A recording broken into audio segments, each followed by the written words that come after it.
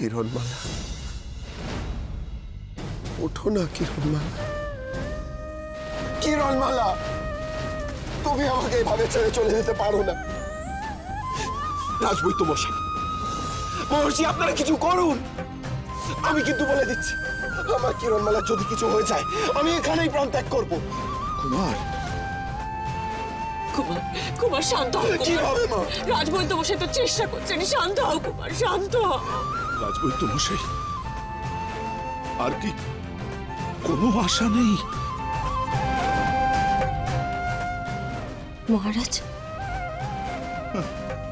আমাদের মেয়েকে এইভাবেই আমাদের চোখের সামনে শেষ হয়ে যাবে। আমাকে এখানে দাঁড়িয়ে আমার সন্তানের মৃত্যু দেখতে হবে।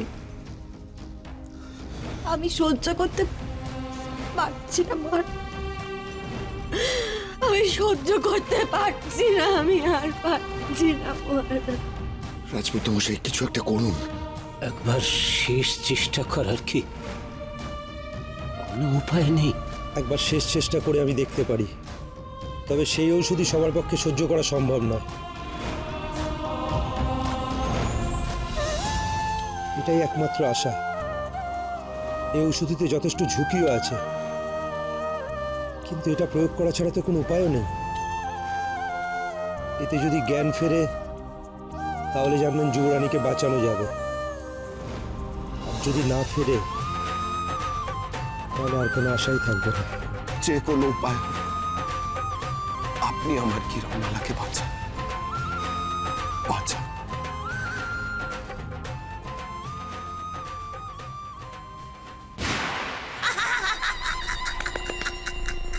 কাজ করবে না, কোনো ওষুধ কাজ করবে না। কিরণমালা, তুই মরবি, মরবি তুই, তবে আমার প্রাণ জুড়বে, আমার প্রাণে বাতাস লাগবে। কিরণমালা মরলে তোমার তো কোনো লাভ হবে না কটকটি। আগে কুমারকে মারতে হবে,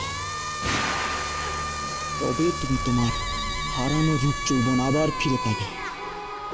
নাহলে কুমার বেঁচে থাকলে তোমাকে সারা জীবন তোমার এই কুৎসিত রূপ নিয়ে ঘুরে বেড়াতে হবে।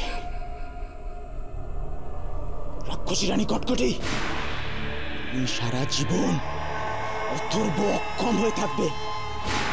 আর কিরণমালা যদি মারা যায় তাহলে আমার আর তাকে পাওয়া হবে না।